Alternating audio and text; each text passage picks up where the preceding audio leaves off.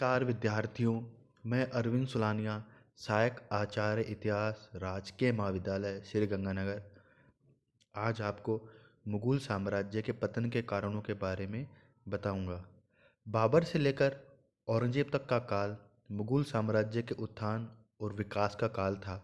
प्राय 175 वर्षों के गौरवपूर्ण समय के पश्चात मुगल साम्राज्य अंधकार के गर्त में चले गया।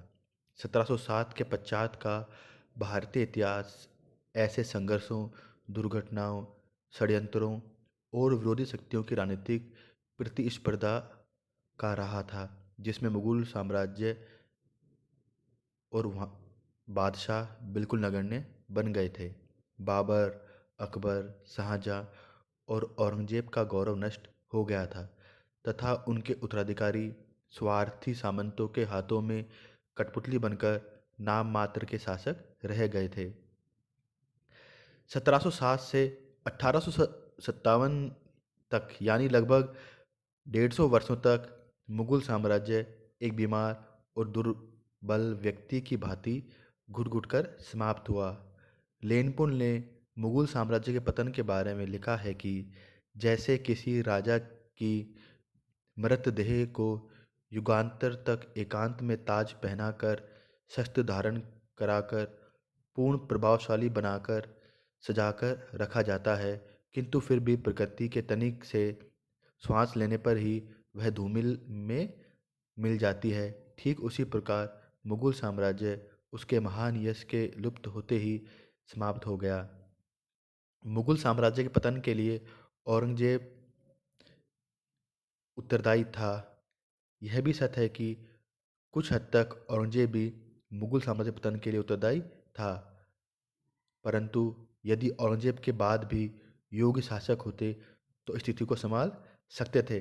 अब हम औरंगजेब के अलावा मुगल साम्राज्य पतन के लिए क्या क्या महत्वपूर्ण कारण हुए उन पर चर्चा करेंगे। सर्वप्रथम बात करेंगे कि मुगल बादशाह जो औरंगजेब के बाद में हुए उनमें योग्यता का अभाव था। मध्ययुगीन साम्राज्य मात्र सम्राटों की योग्यता पर टिका रहता है। यदि सम्राट योग्य और चरित्रवान होता है तो साम्राज्य को स्थायित्व प्राप्त होता है, किंतु दुर्भाग्यवश औरंगजेब के बाद के मुगल सम्राट न तो योग्य थे और न ही चरित्रवान थे। वे तलवार से अधिक स्त्री और शराब को प्यार करने लगे थे। औरंगजेब का उत्तराधिकारी बहादुर शाह शाह बेखबर कहलाता था। डॉक्टर श्री राम शर्मा के अनुसार कामबख्श ने बंदी गृह में मृत्युशैया पर ही इस बात पर पश्चाताप किया था कि तैमूर का वंशज जीवित ही पकड़ा गया, किंतु जहांदार शाह और अहमद शाह को अपनी रखेलों के बाहुबंधनों में फंसे हुए कर्तव्य विमुख अवस्था में बंदी बनाए जाने पर तनिक भी लज्जा नहीं आई। जहांदार शाह तो अपनी प्रेमिका लाल कुंवर के साथ खुलेआम प्रेम प्रदर्शन करता था और 10 माह में ही अपना राज्य खो बैठा। अहमद शाह 4 वर्ग मील लंबे चौड़े रेनिवास में कई कई सप्ताहों तक पुरुषों का मुख देखे बिना ही विलासा में डूबा रहता था। फर्रुखसियार को सैयद भाइयों ने जनाना खाने से खींचकर बाहर निकाला और बाद में गला घोंटकर मार डाला। मोहम्मद शाह रंगीला के नाम से विख्यात हुआ और नादिर शाह के सामने उसने प्राणों की भीख मांगी। अहमद शाह आलमगीर द्वितीय और शाह आलम द्वितीय ऐसे बादशाह हुए जो अपने सरदार अथवा मराठों के हाथों में कठपुतली की तरह रहे और अंग्रेजों के पेंसर बनकर अपना जीवन व्यतीत करने लगे। ऐसी स्थिति में मुगल साम्राज्य का पतन होना स्वाभाविक था। इस प्रकार औरंगजेब के उत्तराधिकारी में योग्यता का अभाव था। एक अन्य कारण देखने को मिलता है मुगल सामंतों का नैतिक पतन। केवल मुगल सम्राट ही नहीं अपितु उनके सरदार या सामंत भी नैतिक पतन की ओर अग्रसर हो गए थे। निसंदेह मुगल सामंतों ने अपने बादशाहों का अनुकरण किया, जिनके जीवन में स्त्री, शराब, षड्यंत्र, स्वार्थ आदि प्रमुख रह गए थे। धन, आराम और विलासिता की अधिकता ने उनके चरित्र को गिरा दिया था। उनके रहनिवासों में स्त्रियों की भीड़ रहती थी। वे खूब शराब पीते और युद्ध क्षेत्रों में पालकियों में बैठकर जाने लगे। जनोदा सरकार के अनुसार कोई भी मुगल सामंत एक या दो पीढ़ियों से अधिक समय तक अपना महत्व बनाए नहीं रख सका। यदि कि सामंत की वीरता के विषय में इतिहासकारों ने 3 पृष्ठ लिखे, तो उसके पुत्रों के कार्यों का वर्णन केवल एक ही पृष्ठों में हुआ और उसके पुत्रों का वर्णन केवल इस प्रकार के शब्दों में ही कि उसने कोई उल्लेखनीय कार्य नहीं किया में समाप्त हो जाता है। फिर भी जब मुगल सम्राट कमजोर हो गए, तो मुगल सामंतों की बन आई और उन्होंने अपने अपने अलग राज्य स्थापित कर लिए। इस तरह मुगल साम्राज्य विभक्त होकर पतन की ओर अग्रसर हो गया। एक अन्य कांड देखने को मिलता है, मुगल सैन्य शक्ति का ह्रास। मुगल साम्राज्य के पतन का एक कारण मुगल सेना का ह्रास होना भी था। भारत के धन, शराबखोरी और आराम ने मुगल सेना पर बड़ा कुप्रभाव डाला। सर वुलजले हेग लिखते हैं कि सेना की चित्रहीनता ही साम्राज्य के पतन का मुख्य कारणों में से एक थी। इरविन के मतानुसार व्यक्तिगत साहस को छोड़कर सेना में पाए जाने वाले समस्त दुर्गुण मुगल सेना में थे। अनुशासनहीनता, एकता का अभाव, विलासिता, आलस्य, अवज्ञा और भारी तथा कठिनाई से प्रयोगों में आने वाले शस्त्र इत्यादि। फिर भी औरंगजेब के बाद मुगलों की वंशधारी सैन्य व्यवस्था गड़बड़ हो गई। वंशधारों को वेतन के बदले में जागीर मिलने लगी, परंतु उस समय जागीर का संकट पैदा हो गया। समस्या इतनी गंभीर हो गई कि भीमसेन के अनुसार बादशाहों ने अपने अफसरों को जागीर देने के लिए राजपूतों को उनके राज्य से जागीर देने के लिए मनाया। जागीरों के लिए संघर्ष और गुटबाजी शुरू हो गई और सारी सैन्य व्यवस्था गड़बड़ हो गई। सम्राट की कोई सुदृढ़ सेना नहीं रह गई और सामंत अपने स्वार्थों में अपनी सेना का इस्तेमाल करने लगे। इसके कारण मुगल साम्राज्य का पतन प्रारंभ हो गया। तो कहीं ना कहीं मुगल सैन्य शक्ति का ह्रास भी मुगल साम्राज्य के पतन का एक कारण रहा।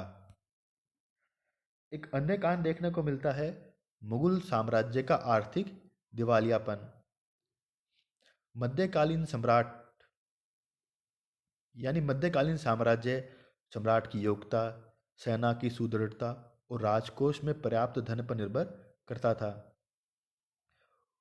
और मुगल साम्राज्य के पास इस समय इन तीनों का ही अभाव हो गया था।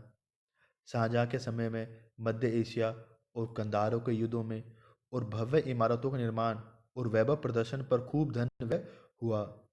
औरंगजेब के समय तो दक्षिण भारत में लंबे युद्धों ने सारे मुगल साम्राज्य के आर्थिक ढांचे को ही हिलाकर रख दिया। औरंगजेब के उत्तराधिकारी बहादुर शाह के समय से राज्य की आय और राज्य की व्यय को वह संभालने में असफल रहा। बाद के समय में स्थिति और खराब होती चली गई।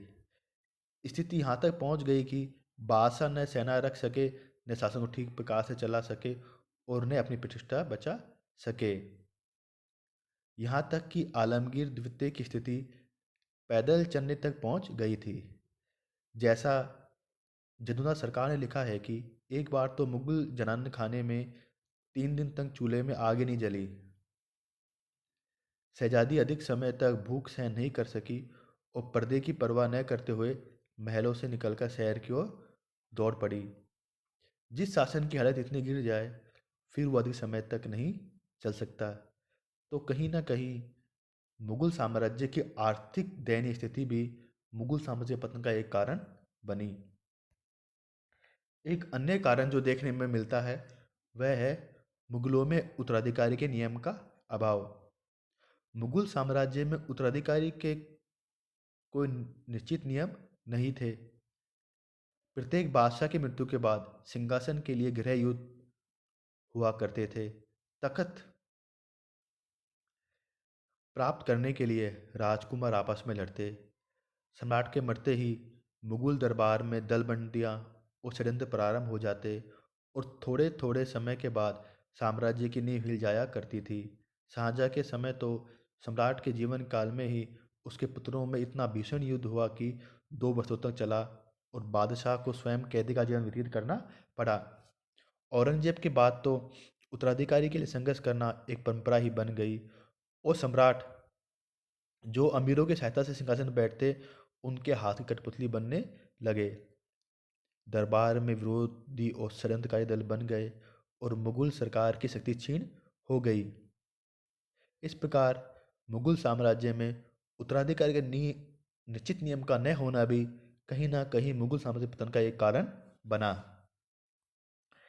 एक अन्य कारण है मुगल साम्राज्य की विशालता और मराठों का उत्कर्ष। औरंगजेब के काल में मुगल साम्राज्य का विस्तार बहुत बढ़ गया था। एक व्यक्ति के लिए एक के केंद्र से इस विशाल साम्राज्य को संभालना, विशेषकर उस समय जब यातायात और संचार के साधन इतने अच्छे नहीं थे, असंभव था। औरंगजेब के समय तो साम्राज्य दक्षिण में फैल गया था कि बादशाह मराठों को नियंत्रित ही नहीं कर सका। मराठे दक्षिण में हवा की तरह फैल गए और बादशाह उनमें उलझ कर ही रह गया। बाद में तो मराठों के हौसले इतने बुलंद हो गए कि वह न केवल दक्षिण भारत में फैले अपितु पेशवा बाजीराव के नेतृत्व में उत्तर भारत की ओर भी विजय करने लगे। थोड़े समय में ही मराठों ने मुगल साम्राज्य को बौना और असहाय कर दिया और उसकी प्रतिष्ठा को धूमिल कर दिया। सम्राट की प्रतिष्ठा के समाप्त होते ही प्रांत पतियों की बनाई और वो स्वतंत्र होने लगे।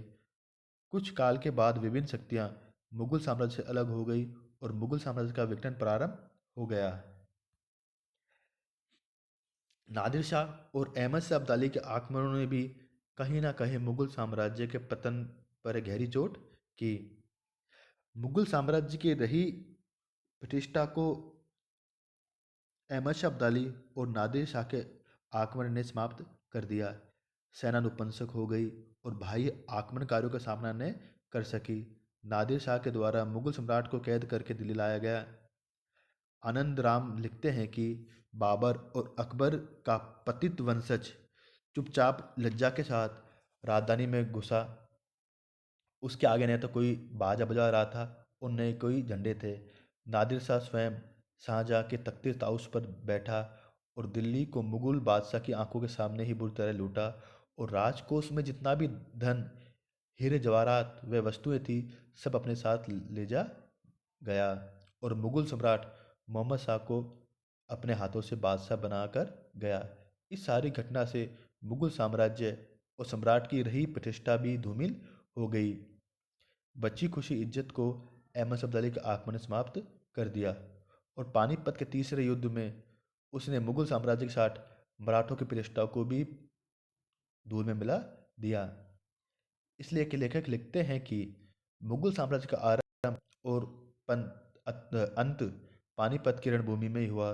पानीपत के युद्ध के बाद दिल्ली में कई वर्षों तक मुगल बादशाह ही नहीं रहा।